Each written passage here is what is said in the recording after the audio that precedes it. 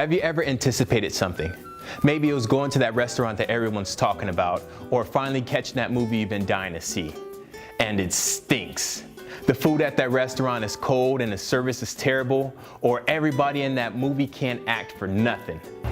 See, what had happened was the managers and servers of that restaurant and the producers and directors of that movie did not meet your expectations. Having expectations isn't bad, but there's a difference between having expectations and unrealistic expectations. I have a friend who has super unrealistic expectations when he goes to the movies. He expects the movie to make him laugh, cry, and have deep thoughts about life, all in the same scene. He hates every movie he goes to see except this one movie called Hannah that came out in like 2011. I don't know why he loves that terrible movie, but he does. As we minister to young people, the only expectation they have is not to be bored. But that's for another video at another time. Today we're talking about managing expectations of parents who drop off their children into children's ministry. And sure, there may be some with unrealistic expectations, so expect to talk to them after service. But for the most part, all parents, including myself, have common expectations when bringing their children to church. Here are the 3 most common expectations parents have about children's ministry. They expect their children to be safe. They expect them to learn about Jesus. They expect you as the children's minister to care about their children. Let's discuss this in depth.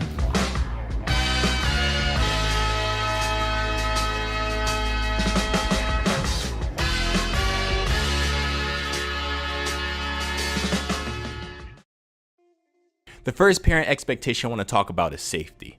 We make a huge effort in our ministry to make sure that all volunteers have a background check, they meet with the ministry leader, and that they're a good fit for that classroom. And our number one goal is to provide a safe environment for children to learn and grow in. So safety is a huge part of what we do. So meeting parents' expectation should be easy when it comes to safety. So with safety, we want to make sure that we don't bend the rules for anybody. Okay, especially parents, because with parents, we're undercutting the integrity of our ministry. If we're making exceptions for this person, they're assuming we're making an exception for that person, and then therefore nobody respects our program or respects the rules that holds everybody accountable. You know what? During service, I must have lost my pickup stickers. Can you help me? Pickup stickers? We don't need no pickup stickers. Come on in and pick a kid. Actually, take another kid home. 2-for-1 deal. Hey! The next thing about safety is we want to make sure that you look like you belong in the classroom, that someone can easily identify you as a volunteer in the classroom. So that's making sure you're wearing a name badge, you're wearing a vest, you have a Planet Rock t-shirt, you have something that identifies you. Hey, I belong here. I'm not a creep. Hello there. How you doing? Sup, Holmes? Is this the first grade class? Yes. Along with safety, we want to make sure we give the parents a peace of mind. So as they go to service, we want to make sure that they don't have to worry about any of anything that goes on in our classrooms because they know their children is safe. The next parent expectation we want to meet is learning. We want to make sure that parents are confident when they drop off their children in our care that they're learning something. One way we can do that is with review games. When parents come and pick them up, they're seeing a review game in action. They're hearing the questions of the lesson. They're hearing answers. They're seeing activity. They're seeing a lot of energy. And that gives the parents a good, like, all right, my kid is learning something. Good job. Another way we can do that is before the kids leave, we ask them the question of the day. And that's usually, you don't want to do, what did you learn about today, kids? Because we always get the same answer. Hey, little Jimmy, what did you learn about today? Jesus. And where did he go? Jesus. What did he do? Jesus. Who was he with? Jesus. We want to make sure you ask them something specific about the lesson, like, what did Zacchaeus climb in? He climbed in a tree.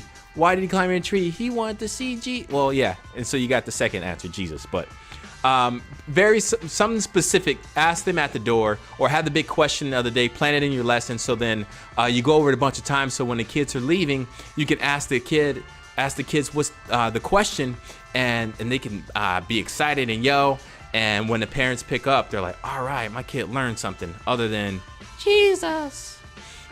The third thing is make sure they're going home with something, either a craft, a color page, an activity, something that they can recall the lesson, so parents can ask their children on the way home, what did they learn about, And if you get kids who weren't paying attention, parents have that paper so they can say, oh, who is this? This is David. You learned about David? Oh yeah, he killed a giant. Or it usually has the memory verse on it, or it has some part of the lesson that they can recall and talk about at home or on the way home.